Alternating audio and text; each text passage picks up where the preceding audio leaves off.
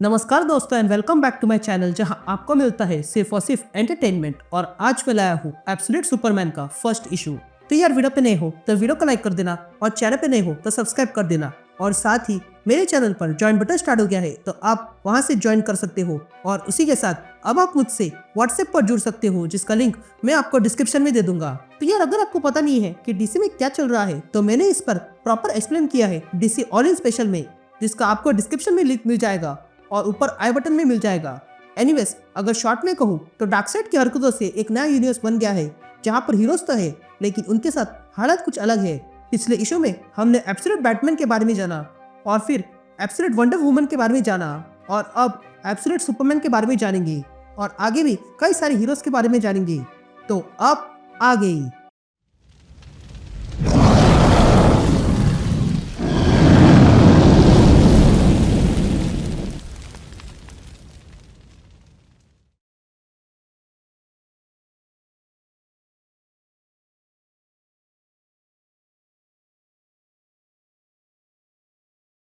All right gang, तो issue की शुरुआत में हम अर्थ से 9 मिलियन लाइट ईयर दूर एक प्लेनेट देखते हैं जो बहुत ही अजीब था।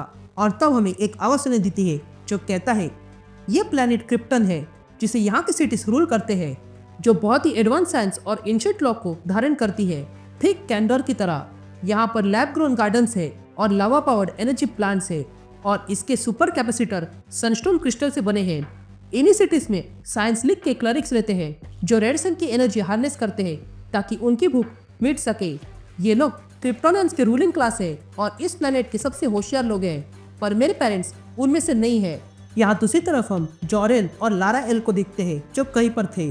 तभी वहाँ पर बारिश होने लगती है, इसलिए लारा वहीं पर खड़ी रह जाती है। तभी हमें काल एल की आवाज सुनाई देती है जो कहता है मेरी माँ स्कूल में एक्सप्लोररी स्टूडेंट थी जो बड़े काम के लिए डेस्टिंग थी, पर एक दिन उन्होंने क्रिप्टॉन के इंटरस्टेलर एक्सप्लोरेशन के फंडिंग की कमतरता पर निबंध लिख दिया, जिसके लिए उन्हें घोषित किया गया कि वो किसी काम की नहीं है और वो कभी साइंस एकेडमी को अप्लाई नहीं कर सकती है। वो तब 9 साल की थी और वो एस्ट्रोनॉट बनना चाहती थी। क्रिप्टॉन का क्लास स्ट्रक्चर बड़ा अजीब है। इसमें ऊपर है साइंस लीग और नीचे है लेबर गिल्ड। ये क्लास डिस्टिंक्शन बहुत खास था क्योंकि सिटीजन्स उनके अनुसार कपड़े पहनते थे और हमें जो मिला था उसे पहनना शर्म माना जाता है, पर मेरे पेरेंट्स उसे गर्व से पहनते हैं। ये लोग हमें चिल्ड्रन ऑफ सन कहते हैं। ये कहते हम लोग देखते हैं कि वहाँ पर कुछ माइन किया जा रहा था। तभी वहाँ पर कुछ लोग माइन करने के लिए अंदर चले जाते हैं, लेकिन तभी उनका सूट बचने लगता है। तभी हम देखते हैं कि उन लोगों में से एक जॉरेल भी था जो ये सारी जांच कर रहा था। तभी उन्हें पता चलता है कि उनके वर्कर्स आगे माइन करने से रुक गए हैं, इसलिए वहाँ पर क्या हुआ है ये पता करने जॉरेल चला जाता है। लेकिन तभी वहाँ पर उन्हें एक जोरदार आवाज सुनाई देती है। तभी हमें कालेन की आवाज सुनाई देती है जो कहता है कि जब मेरे पिता ने ग्रेजुएशन किया तब उन्होंने बताया कि ये लोग जो कर रहे हैं उससे एक न एक दिन ये प्लेनेट खत्म होगा, लेकिन उनकी बात को मजाक माना गया, पर अब जाके उनकी बात सच हो रही है। यहाँ जॉरेल और उसके लोग देखते हैं कि वहाँ की जमीन अचानक से टूटने लगी थी और उसमें से ग्रीन एनर्जी बाहर निकलने लगती है जो जॉरेल के साथ आए हुए सारे लोगों को खत्म कर देती है, लेकिन जॉरेल जैसे तैसे वहाँ से बच जाता है। अब सीन शिफ्ट होती है और हम अभी के समय में अर्थ पर ब्राजील देखते हैं जहाँ पर सारे मजदूर एक साथ आए थे। तभी हमें कालेन की आवाज सुनाई देती है जो कहता है 3 दिन पहले ये लोग डायमंड्स माइन कर रहे थे और ये खास डायमंड्स थे और उन्हें वहाँ पर बहुत सारे डायमंड्स की खदान मिली थी, पर फिर भी उन्हें और खुदाई करने के लिए कहा गया था। तो वही बाहर बर्फ गिरने लगा था, इसलिए सारे मजदूर वापस आने लगे थे। पर फिर लेजरस्कोप जिसके लिए ये लोग काम करते हैं उन लोगों ने बंदूक के नोक पर इन सबको काम के लिए भेजा। ये लेजरस्कोप इन लोगों को दुगना पैसा देने वाले है, इसलिए वे लोग काम कर रहे हैं। तभी हम सारे मजदूर को देखते हैं जिन्हें अचानक से माइन किए हुए बहुत सारे डायमंड्स मिल जाते हैं। ये देखकर वे लोग भी हैरान थे क्योंकि ये पहले से ही किसी ने माइन करके और क्रश करके रखे थे। तभी वे लोग सोचने लगते हैं कि भला ऐसा कौन करेगा, लेकिन तभी वे लोग ये सब कुछ इग्नोर करके सारे डायमंड्स बाहर ले जाते हैं। उसके बाद हमें एक हुड पहना हुआ आदमी दिखाई देता है जो इन मजदूरों के बीच में ही था। और तब वो आदमी एक मजदूर से मिलता है जो इस आदमी से कहता है तुम यहाँ अकेले हो और तुम्हें हमारी भाषा आती है। लेकिन तभी हम देखते हैं कि उस आदमी को इस मजदूर के आर पार दिख रहा था। तभी वो मजदूर कहता है मेरा नाम जोआ है और तुम्हारा, जिस पर वो आदमी कहता है मेरा कोई नाम नहीं है और तुम मुझसे चाहते क्या हो, जिस पर जोआ कहता है कल हम ब्लिजर्ड का सामना करने वाले हैं और आज रात हमारे यहाँ जलसा है, तो तुम चाहो तो आ सकते हो। ये सुनते ही वो आदमी कहता है मैं तुम्हारी दुनिया में बहुत सारे अजूबे देख चुका हूँ। ये सुनते ही जोआ कहता है क्या कहा, हमारी दुनिया में। यह कहते हुए आदमी वहां से चले जाता है। अब सीन शिफ्ट होती है और हम पीस मेकर्स को देखते हैं जो जोआ पे हमला करते हैं और कहते हैं, तुम्हें क्या लगा तुम अंदर ही सारे माइन कर दोगे और हमें पता नहीं चलेगा? तुमने ये करके पीस तोड़ा है। लैजरस ने तुम्हारे लिए बहुत कुछ किया है और तुम इसके लायक नहीं हो। ये कहते ही पीस मेकर्स जोआ को मारने वाले थे कि तभी उन पीस मेकर्स को वहां पर किसी के आने का संदेश मिलता है। इसलिए वे सारे पीस मेकर उसे पकड़ने जाते हैं।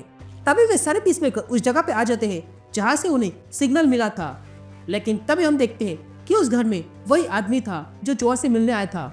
और तब ये रिवील होता है कि आदमी कोई और नहीं बल्कि काल-एल है, जो अगले पल इन सब पे हमला करता है और उन सारे पीस मेकर को एक ही पल में खत्म कर देता है।